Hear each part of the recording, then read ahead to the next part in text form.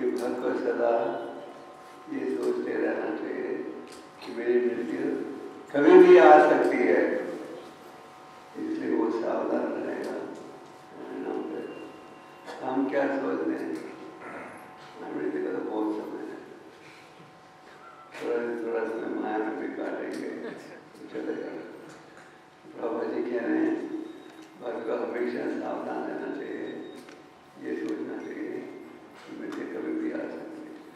मैं साथ करके एक और श्लोक पढ़कर सुनाना चाहता हूँ आपको।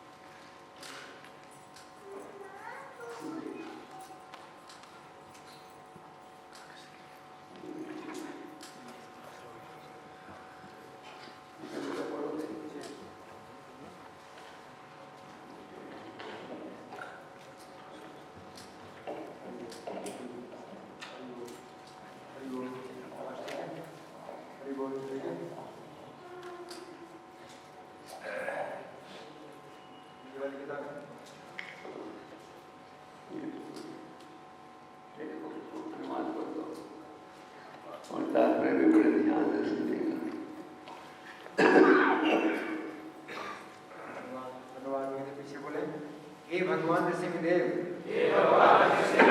मैं देख तो रहा हूँ कि संत पुरुष तो अनेक हैं, किंतु वे अपने ही मोक्ष में रुचि रखते हैं। वे बड़े बड़े नगरों एवं कस्बों की परवाह न करते हुए मौन व्रत धारण करके ध्यान करने के लिए हिमालय या वन में चले जाते हैं। वे दूसरों की मुक्ति में रुचि नहीं रखते, किंतु जहाँ तक मेरी बात है, मैं इन बेचारे मूर्खों तथा धूर्तों को छोड़कर अकेले अपनी मुक्ति नहीं चाहता। मैं जानता हूँ कि कृष्ण भावनामृत के बिना और आपके चरण कमलों की शरण ग्रहण किए बिना कोई सुखी नहीं हो सकता। अतएव मैं उन सबों को आपके चरण कमलों की शरण में वापस लाना चाहता हूँ।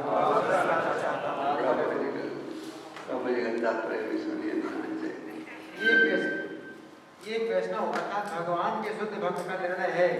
यदि उसे इस भौतिक जगत में रुकना भी पड़े तो उसकी अपनी कोई समस्याएं नहीं है, क्योंकि उसका एकमात्र कार्य कृष्ण भावनामृत में स्थित रहना है। कृष्ण भावना भावित व्यक्ति नरक में भी जाकर सुखी रह सकता है। अतएव प्रहलाद महाराज ने कहा, मैं वो तुझे पर दुरत्य बेहतर अन्या, हे श्रेष्ठ पुरुष, मैं इस भौतिक संसार से तनिक भी भयभीत नहीं हूँ। शुद्ध भक्त जीवन की किसी भी अवस्था में दुखी नहीं रहता। इसकी पुष्टि श्रीमद् भागवत 6:17-28 में हुई है। नारायण परा सर्वे ना को दर्शन विद्यति स्वर्गापवर्ग नरकेषु अपि तुल्यार्थ दर्शनः। जो भक्त एकांत भाव से भगवान नारायण की भक्ति में लगे रहते हैं, वे जीवन की किसी अवस्था में कभी भयभीत नहीं होते। उनके लिए स्वर्ग, मोक्ष तथा नरक एक से ही हैं, क्योंकि ऐसे भक्त भगवान की सेवा में ही लगे रहना चाहते हैं। भक्त के लिए स्वर्ग या नरक में रहना एक जैसा है, क्योंकि भक्त ना तो स्वर्ग में रहता है ना नरक में, अभी तो वह आध्यात्मिक जगत में कृष्ण के साथ रहता है। भक्त की सफलता का मर्म कर्मियों तथा ज्ञानियों को ज्ञात नहीं हो पाता। अतएव कर्मी जन भौतिक जोड़ तोड़ द्वारा सुखी बनना चाहते हैं और ज्ञानी जन परमेश्वर के साथ सदाकार होकर सुखी बनना चाहते हैं। किंतु भक्त की ऐसी कोई रुचि नहीं होती।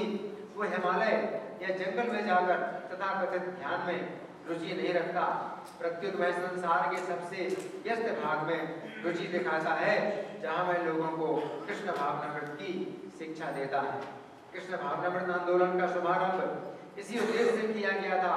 हम किसी को एकांत स्थान में ध्यान करने की शिक्षा नहीं देते, जिससे वो ये दिखा सके कि वो प्रगत हो चुका है और वो अपने तथाकथित दिव्य ध्यान के बारे में गर्व का अनुभव कर सके, भले ही वो सभी प्रकार के मूर्खतापूर्ण भौतिक कार्यों में व्यस्त क्यों न रहता।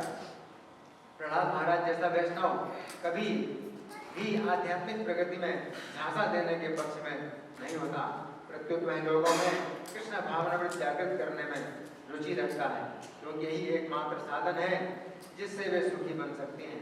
प्रहलाद महाराज स्पष्ट कहते हैं, नान्यम तो तस्य शरणम हम दोनों पश्चिम, मैं जानता हूँ कृष्ण भावनामृत के बिना अर्थात आपके चरण कमलों के शरण ग्रहण किए बिना कोई सुखी नहीं हो सकता।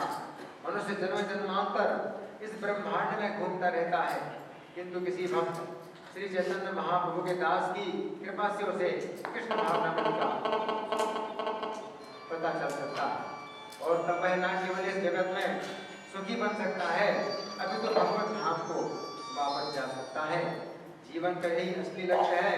कृष्ण भावनामृत आंदोलन के सदस्य हिमालय या वन में जाकर तथाकथित ध्यान करने में रुचि नहीं रखते। जहाँ मनुष्य ध्यान का प्रदर्शन मात्र कर सकता है, न ही वे शहरों में योग तथा ध्यान के अनेक स्कूल खोलने में रुचि रखते हैं। ये अपितु प्रत्येक सदस्य द्वार द्वार जाकर लोगों को भगवद गीता की शिक्षाओं अथवा भगवान चैतन्य की शिक्षाओं के विषय में आश्वस्त करने के प्रयास में रुचि रखता है। हरे कृष्ण आंदोलन का यही प्रयोजन है। कृष्ण भावनामृत आंदोलन के सदस्यों को पूरा विश्वास हो जाना चाहिए कि कृष्ण के बिना कोई सुखी नहीं हो सकता। इस तरह कृष्ण भावना भावित व्यक्ति सभी प्रकार के छद्म अध्यात्मवादियों, चिंतकों, एकेश्वरवादियों, दार्शनिकों तथा परोपकारियों से दूर रहता है। प्रभुपाद जी बड़ा सुंदर श्लोक, बहुत ही ज्ञान। ये श्लोक भगवतम के सामने स्कंद में प्राप्त होता है और इसका उच्चारण कर रहे हैं प्रहलाद महाराज ने। प्रभुपाद जी ने लेक्चर में कहा, महाजन है या धर्म के अधिकारी।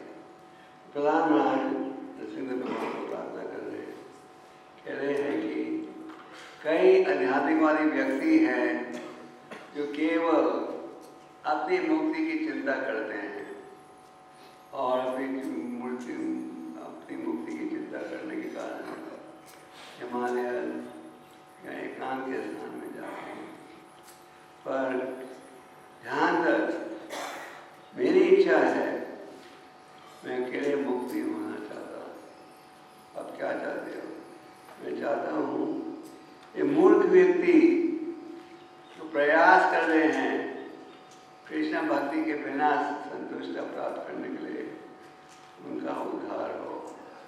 और मैं क्या चाहता हूँ, इन सबको कान ले जाएं भगवान के साथ। बड़ा महत्वपूर्ण संदेश है और तात्पर्य में प्रभु जी का मूल उपदेश ये रहा है कि जो भक्त हैं वो चाहता है कि सबका उद्धार हो। और प्रभु जी तात्पर्य में की समाप्ति में कहते हैं, इस संसार का हर भक्त को घर घर जाना चाहिए और लोगों को ये शिक्षा देनी चाहिए कि भगवद गीता के संदेश के बिना आपका जीवन अधूरा है और इसके द्वारा ही लोग प्रसन्न होते हैं।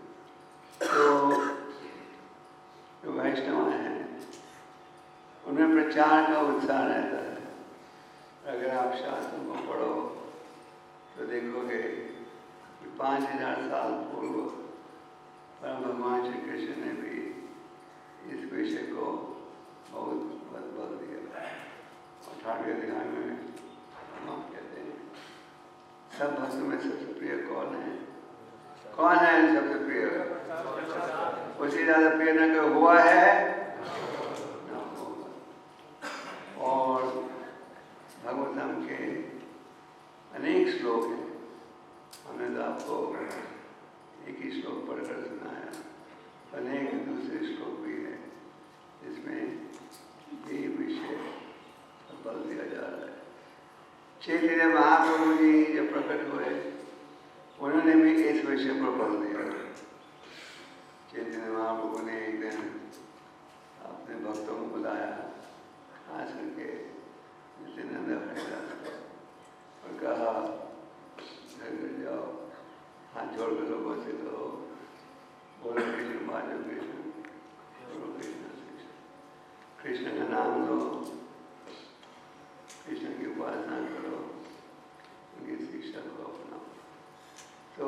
प्रभुपाद जी ने भी इस विषय पर बोल दिया। उनके गुरु महाराज भक्ति सिद्धांत जी उन्होंने भी इस विषय पर बोल दिया। ठाकुर भक्ति विनोद महान आचार्य उनके प्रयास से शुद्ध कृष्ण भक्ति ज्ञान में प्राप्त हुआ है। उन्होंने भी इस विषय पर बोल दिया। भक्ति विनोद ठाकुर ने एक ग्रंथ लिखा था चैतन्य महाप्रभु जी के जीवन के ऊपर, जो कि उन्होंने विश्व के अनेक प्रसिद्ध महाविद्यालयों को भेजा। और उसी साल 1896 बाबा जी प्रकट हुए थे इस पृथ्वी पर। भक्ति सिद्धांत जी ने बाबा जी को यह आदेश दिया था, पढ़े लिखे युवक को ले जाओ चैतन्य महाप्रभु के संदेश को पश्चिम देश में। और राधाकुंड में जब बाबा जी उन्हें मिले थे, उन्होंने कहा अगर भगवान तुम्हें सुविधा दे तो क्या करो, जंगल को अनुमान करो और प्रकाशन करो। तो ये भाव, ये आदेश बाबा जी ने गंभीरता से स्वीकार किया। बाबा जी श्रीमद् भागवतम को अपने गुरु महाराज के चरण कमलों में अर्पण करते हुए कहते हैं, गुरु हमेशा जीवित रहता है उसकी शिक्षा के द्वारा और द्वारा। He lives forever by divine instruction. तो प्रभा जी ने संस्था की स्थापना की। उससे भी पहले जब प्रभा जी ने पहले तो बैक इकॉनमी मैगजीन पत्रिका अपना शुरू किया। और जब वो भारत में थे बहुत सिंपल था बैक इकॉनमी, और टॉपिकल आर्टिकल छापते थे। फिर जब प्रभा जी विदेश गए और विदेश जाने के पहले एक लाइब्रेरी ने प्रभा जी से कहा, स्वामी जी आप बैक इकॉनमी मैगजीन छापते हो, मैगजीन और छोटी किताबें लोग पढ़ते हैं और फेंक भी देते हैं, पर अगर आप बड़ी किताब छापोगे तो कोई नहीं फेंकता। तो प्रभा जी ने सोचा भगवान उन्हें संदेश भेज रहे हैं। उसके पश्चात प्रभा जी ने बड़ी किताबों को, उसके पश्चात प्रभा जी ने श्रीमद् भागवतम को प्रकाशित किया, प्रथम स्कंद को 3 भागों में, और जब तीसरा स्कंद प्रकाशित हो गया था, प्रभा जी ने सोचा कि अब मेरे पास सारे हथियार हैं विदेश में जाने के लिए। और आपके दिल्ली शहर में प्रभा जी एक लाइब्रेरी से दूसरी लाइब्रेरी में जा रहे थे भागवतम को लाइब्रेरी में लाने के लिए। मैं कई बार सोचता हूँ कि हमें ये लाइब्रेरी प्रोग्राम शुरू करना चाहिए, क्योंकि प्रभा जी खुद दिल्ली की लाइब्रेरी में जाते थे अपना भागवतम सेट को वहाँ लाने के लिए। और प्रभा जी तो अमेरिका से अपने साथ 200 सेट श्रीमद् भागवतम के ले गए थे।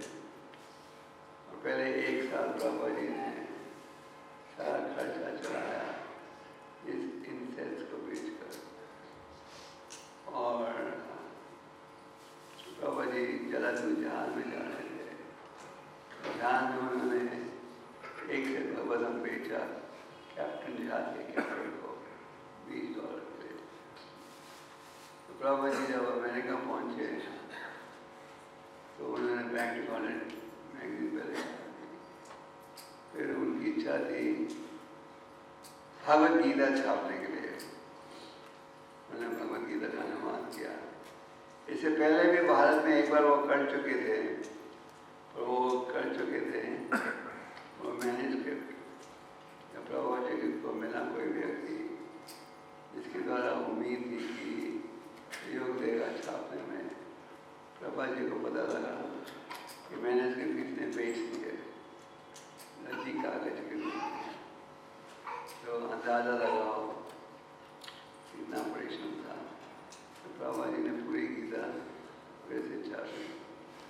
जब प्रभुपाद जी अमेरिका पहुंचे, उनकी इच्छा थी कि ये भगवद गीता कोई पब्लिशर छापे। उन दिनों में प्रभुपाद जी के शिष्य थे रामायण दास।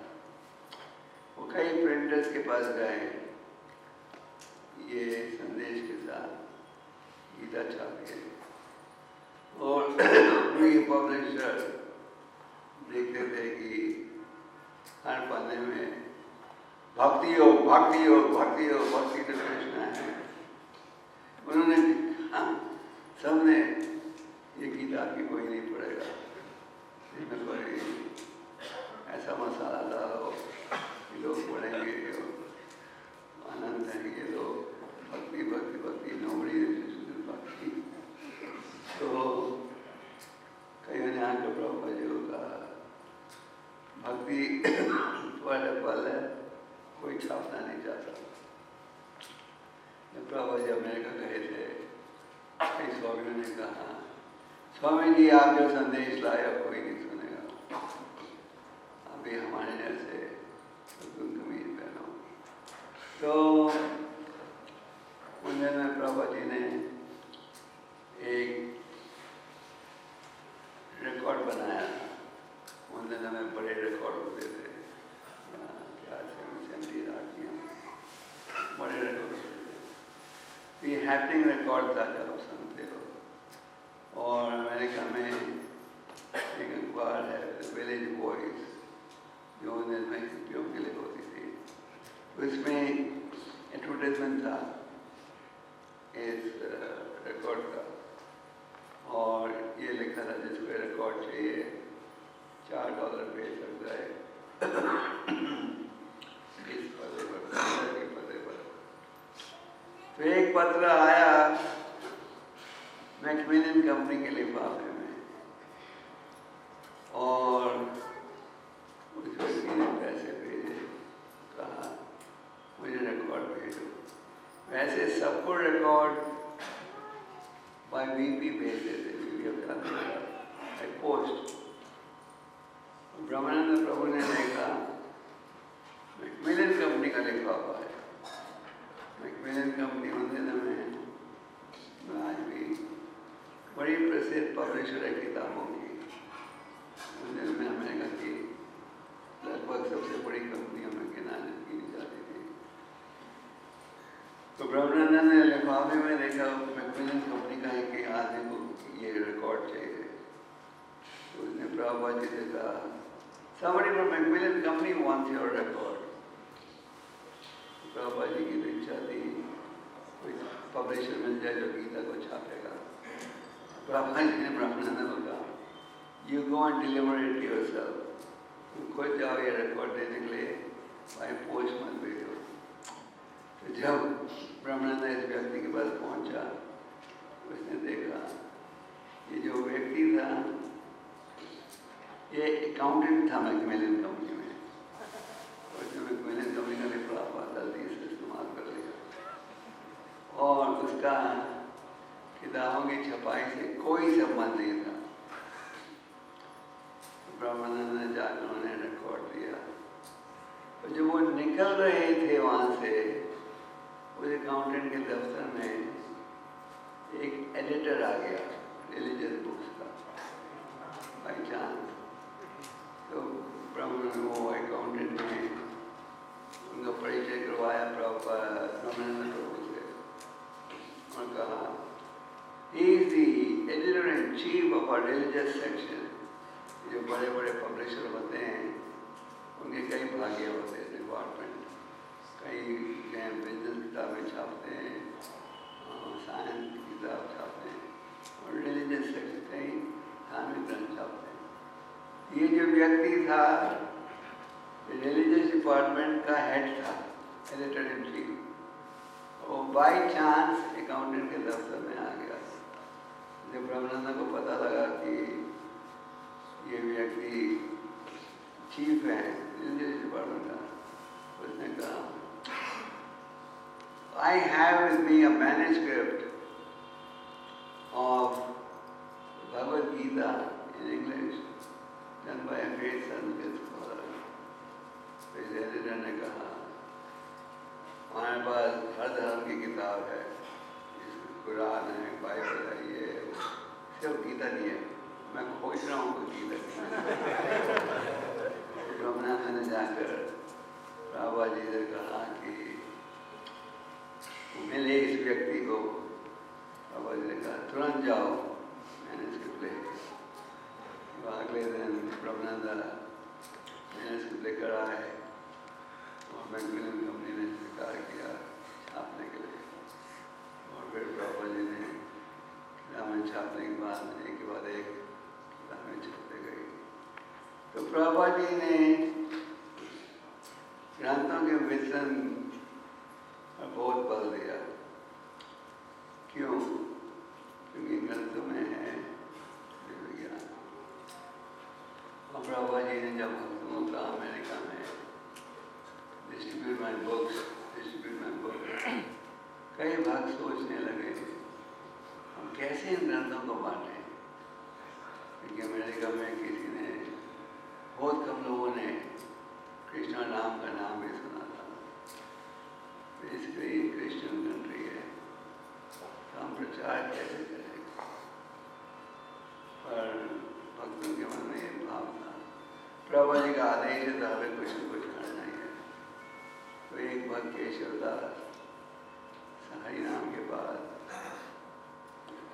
मंदिर लौट रहे थे सैन फ्रांसिस्को में, और रास्ते में वो रुके पेट्रोल डालने के लिए गाड़ी में। और जब पेट्रोल डाला तो उसने सोचा कि पैसे देने की बजाय मुझे कृष्णा बुक देने का प्रयास करने दो, कृष्णा बुक लेगा। तो $10 का पेट्रोल डाला था गाड़ी में। तो इस ब्रह्मानंद इस केशव केशवदास नाम था, उसने कहा कि $10 के बजाय आप एक कृष्णा बुक लोगे। वो ब्रह्म का मालिक अमेरिकन था, उसने किताब देखी और बड़ा अच्छा लगा। उसने पहली किताब खरीदी $10 की। तो इस प्रकार हंसते हंसते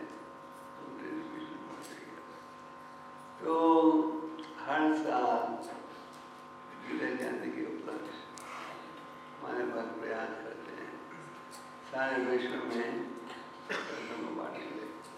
कल मुझे एक फोन आई थी, एक लड़की से शायद खाजिकिस्तान में। खाजिकिस्तान एक मुसलमान देश है, और इस समय वहाँ इतनी ठंड है कि आप 5 मिनट से ज़्यादा खड़े नहीं हो सकते सड़क में। कई देशों में ठंड है। तो मेरी लड़की बीमार थी, उसका नाम है कृष्ण नायका। जब भी वो गई, क्योंकि मैराथन है, उसका रात को मुझे फोन आया, टुडे आई डिस्ट्रीब्यूटेड 50 गीता। उनके साथ जो दूसरी लड़की गई थी उसको पुलिस ने पकड़ लिया। ये देशों में आप ग्रंथों को बांट नहीं सकते। तो हमारे भक्त ठंड में कठिन परिस्थितियों में प्रचार कर रहे हैं। क्यों? क्योंकि हमारे आचार्यों की इच्छा थी। जब हम कहते हैं प्रभा जी की इच्छा, प्रभा जी ने इच्छा क्यों प्रकट की?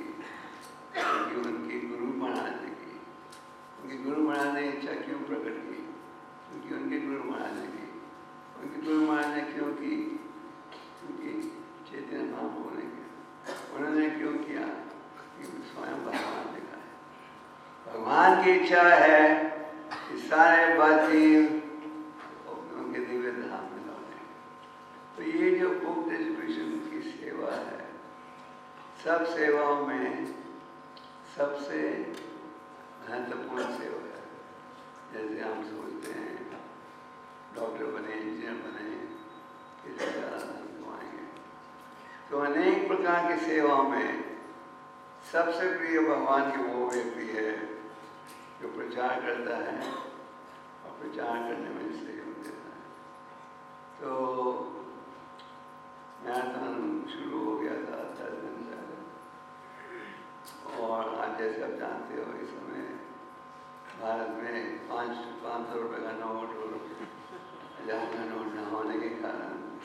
काफ़ी समय से लोगों को।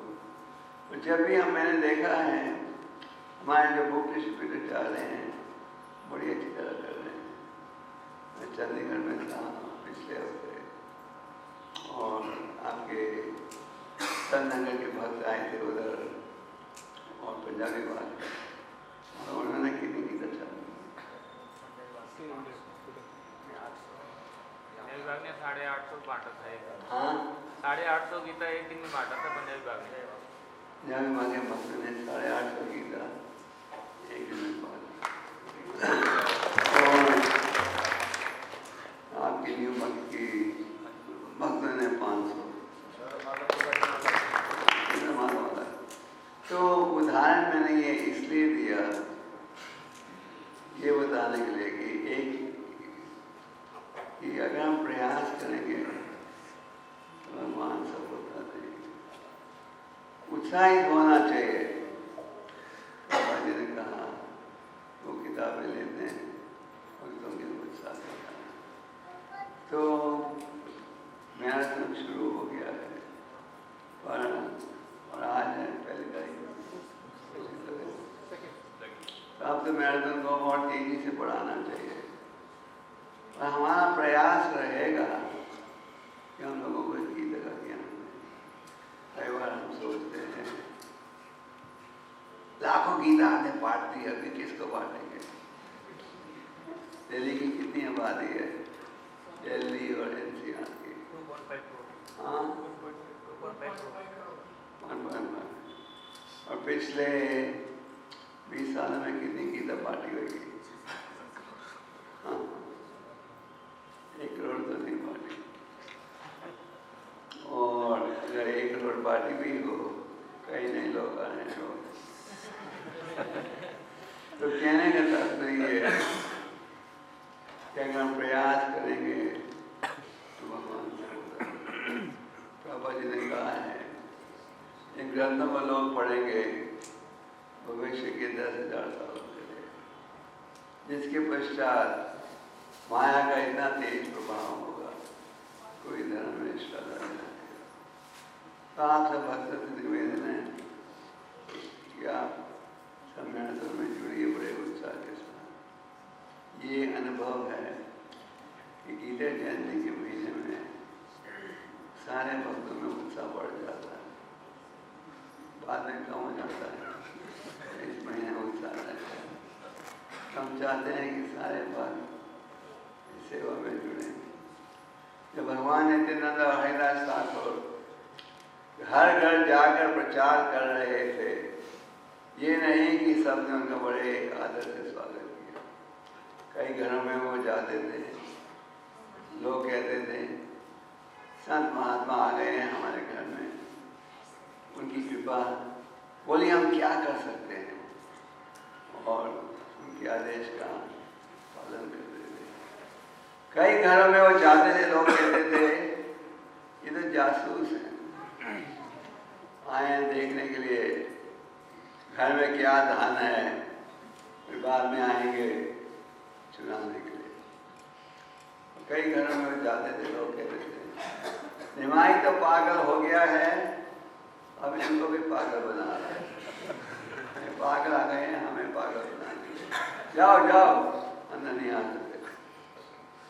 ये कोई बार किसके साथ किया जा रहा था? हरिदास और नित्यानंद। तो आप जब प्रचार में जाओगे ये मत सोचिएगा कि जिसे भी आप गीता दिखाओगे वो कहेगा हाँ हाँ हाँ मैं यही देखा है। और क्योंकि जब कोई नहीं ले गीता वहाँ उत्साह कम हो जाता है। अगर कोई आपका अपमान करे तो आप सोचते हो मैं अपमान सहने के लिए थोड़ी आया हूँ। हमें सोचना चाहिए उस समय जब आप लोगों को मिलोगे। प्रभुपाद जी भी जब किताबों को बांट रहे थे आपके दिल्ली में, ये नहीं कि हर व्यक्ति अखबार ले रहा था, बहुत कम लेते थे। एक समय प्रभुपाद जी ऑस्ट्रेलिया में लेक्चर दे रहे थे और एक जर्नलिस्ट ने पूछा कि Pure Krishna consciousness is so perfect. ये हॉल पूरा भरा हुआ क्यों नहीं है? प्रभा जी ने कहा जब तुम हीरा बेच रहे हो तो इसके कम ग्राहक मिलेंगे और नकली सोने के ज़्यादा ग्राहक होंगे। तो शुद्ध भक्ति के ज्ञान के कम ग्राहक हैं और ग्राहक हैं। ये मत सोचना कि किसकी रुचि नहीं है। अगर किसकी रुचि नहीं होती तो ये मंदिर खाली होता। आप लोग अपने स्थानों में होते हैं और लोगों की रुचि है। जैसे आप सब जुड़े कृष्ण भक्ति में क्यों? किसी ने प्रचार किया, किसी ने आपको ग्रंथ दिया, किसी ने आपको निमंत्रण दिया और आप भी अज्ञानता में थे। संगत में आने के पश्चात आध्यात्मिक जागृति आ रही है। उसी प्रकार जिस प्रकार आप अज्ञानता में थे और भक्तों की संगत या ग्रंथ के माध्यम से आध्यात्मिक जागृति उत्पन्न हुई, उसी प्रकार लाखों लाखों जीवात्माएं हैं जो राह देख रहे हैं कब कोई कृष्णा भक्ति का भक्त आएगा जो मुझे मार्गदर्शन देगा। ये मत सोचिए कि किसकी रुचि नहीं है असली मार्गदर्शन को प्राप्त करने में। लाखों लोग हैं जिनकी रुचि है। अगर नहीं होते तो संसार के भक्त होते आए। हर जगह भक्त हैं, छुपे हुए भक्त। इस दृष्टि से भक्ति की इच्छा है, वो निराश हैं, देख रहे हैं भौतिक संसार में बेचैनी निराशा दुख है। उन्हें ये नहीं पता हमें क्या करना चाहिए। तो ये क्या करना चाहिए? एक मार्गदर्शन कहाँ प्राप्त होगा? ऐसा नहीं है तो कोई गीता नहीं देगा।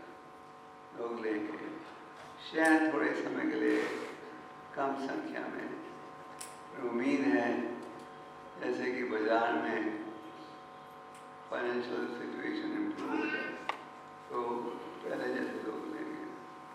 पर आपकी सफलता निर्भर है आपके प्रयास के ऊपर। जो भक्त प्रचार के कार्य में सफलता चाहते हैं उन्हें नियमित रूप से उन्हें जप माला शुरू में कर देना चाहिए।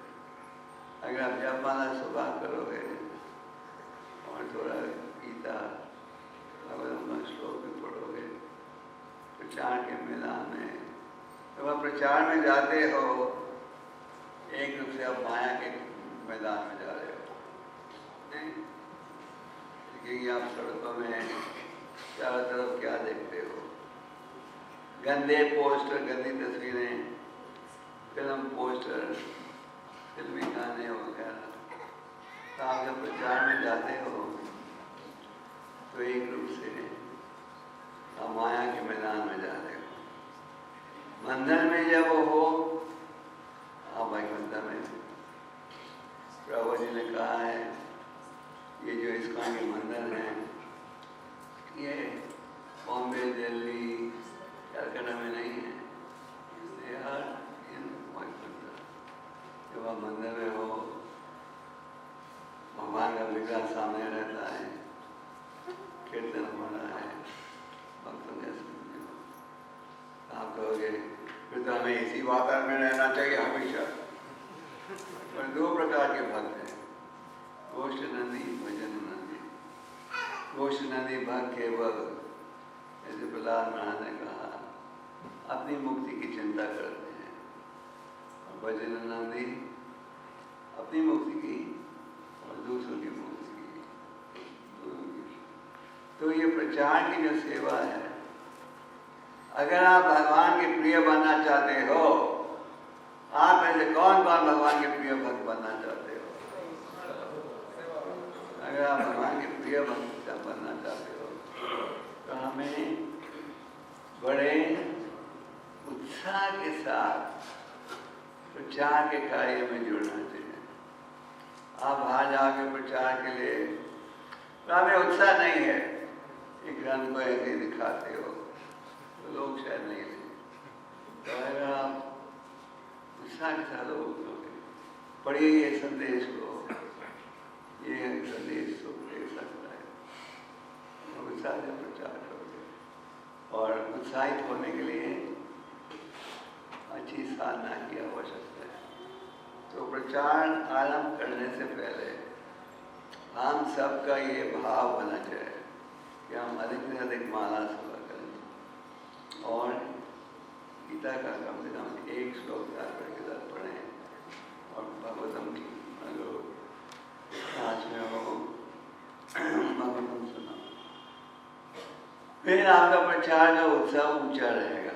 और प्रचार का उत्साह ऊंचा रहेगा तो फिर सफलता भी प्राप्त करने की अच्छी संभावना है। तो मेरा यही निवेदन है, आप सब जुड़िए इस मैराथन की सेवा में। कई भक्त लाइफ मेंबर्स पर अप्रोच करेंगे, आमंत्रण है। हमें कई महामंत्र प्रभु प्रयास कर रहे हैं कि भारत का हर मुख्यमंत्री 1 लाख गीता ले।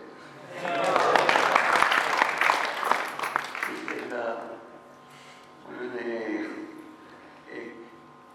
एक मुख्यमंत्री को 1 लाख गीता भेजी। तो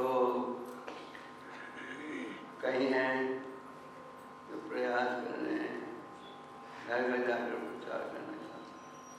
जो भी साधन है और सब भक्तों को इस सेवा में जुड़ना चाहिए। आपके मंदिर ने पिछले साल 4 लाख गीता बांटा,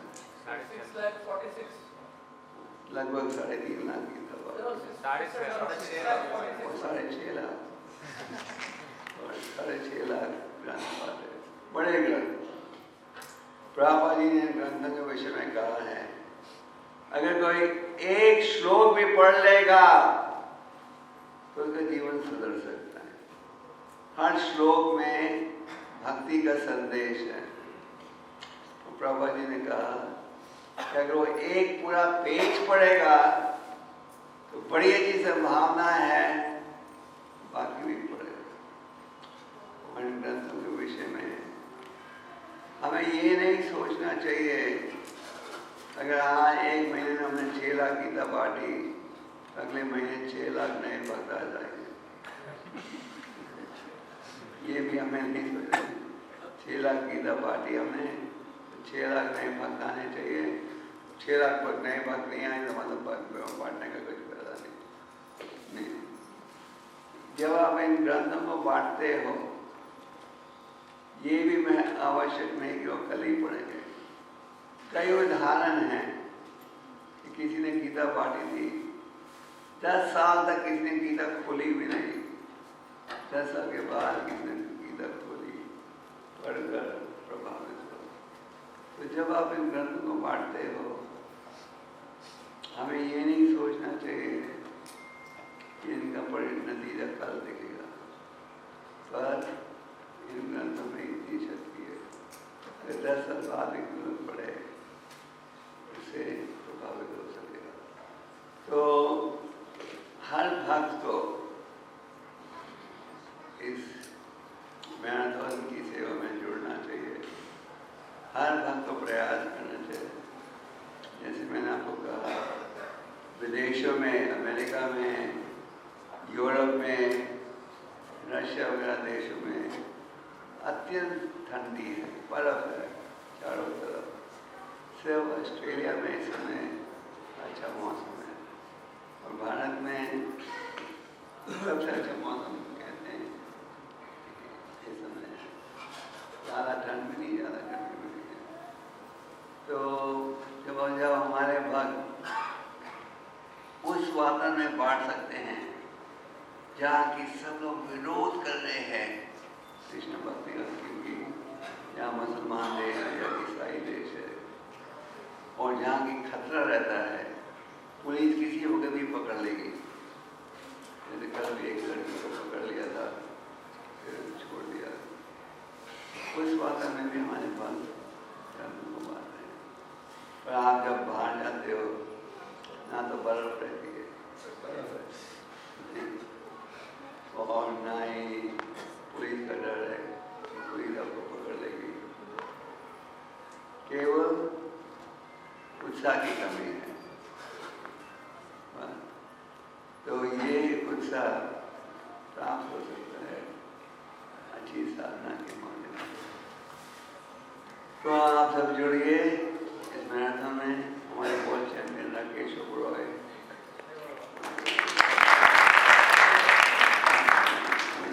अपना प्रचार शुरू कर दिया। मेट्रो ने उन्होंने खास सेट बनाया है। हाँ 60,000 small books.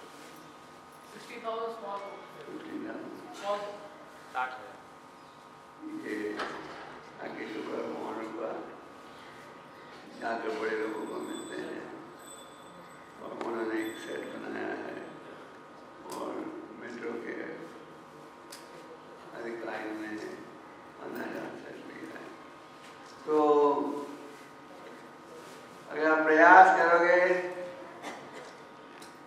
तो भगवान सफलता देंगे।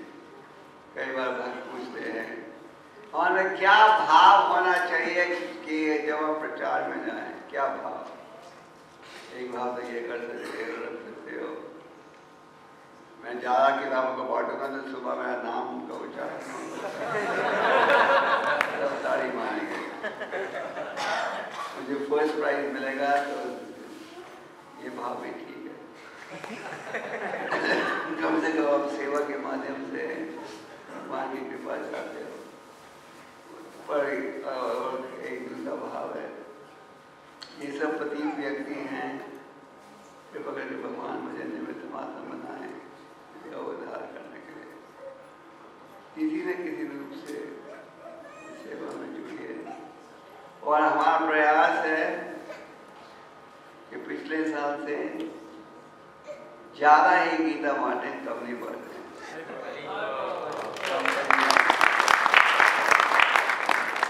कहते थे जब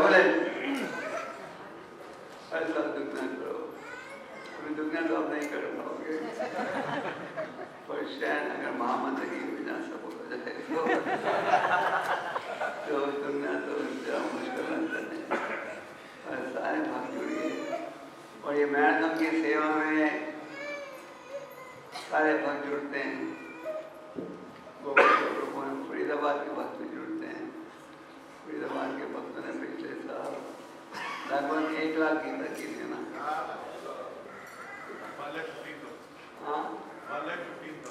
1 लाख बना है और फरीदाबाद इतना बड़ा नहीं है, भक्तों में बड़ा उत्साह है। तो आप सब मिलकर, चाहे आप फरीदाबाद के हो, गुड़गांव के हो, नोएडा के हो, किसी कोने के भी हो, सब अगर तो उत्साह से प्रयास करना चाहिए प्रभा जी को प्रसन्न करने के।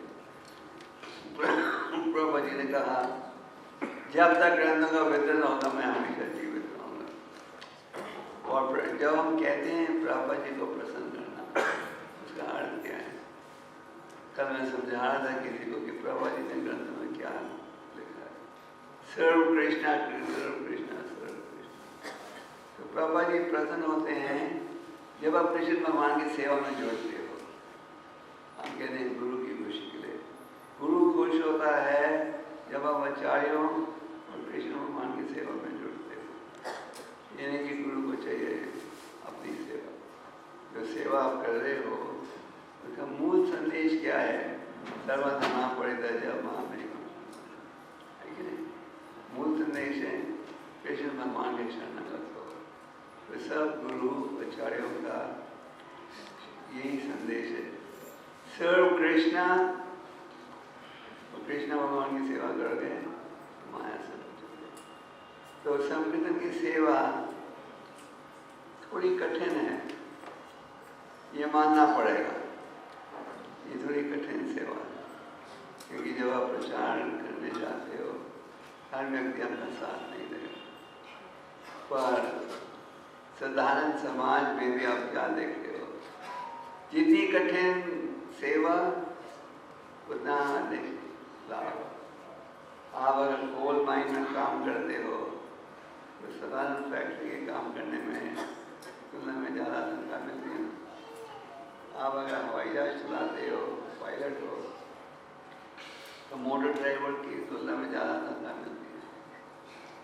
पायलट को मिलती है 4 लाख महीना, किसी ड्राइवर को तो 4 लाख महीना नहीं। तो भौतिक समाज में भी कठिन कार्यों के लिए ज़्यादा भौतिक लाभ मिलता है। तो आध्यात्मिक समाज में भी जितनी कठिन सेवा उतना अधिक कृपा, और ये सबसे सरल मार्ग है भगवान की कृपा को प्राप्त करने के लिए। तो शास्त्र में अनेक उदाहरण हैं।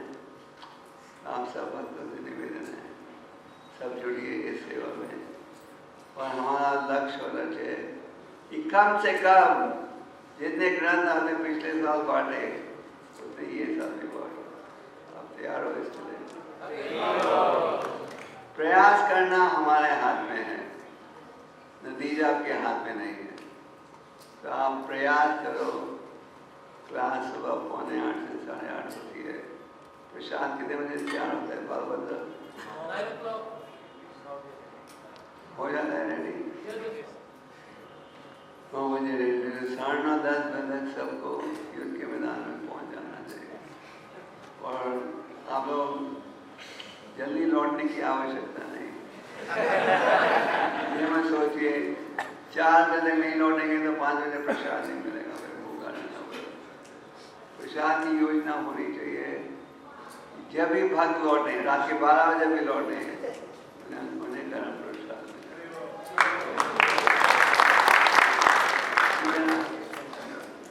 तो we have arrangement. हाँ, We have arrangement. so let us get into the marathon spirit, work hard for the pleasure of Prabhupada, the Acharya, 6 दिन है महाप्रभु हम दुनिया की और सबको जोड़ो इस सेवा में, अपने मित्र को, सबको। और ये मत सोचो कोई हमारा अपमान करेगा, अगर अपमान कर भी देगा तो सहन नहीं करेगा। और हम अपमान कब महसूस करते हैं? जब हम सोच रहे हैं हमें दे, जब आप सोचो कि आप भगवान के दास हो, तो अपमान में भी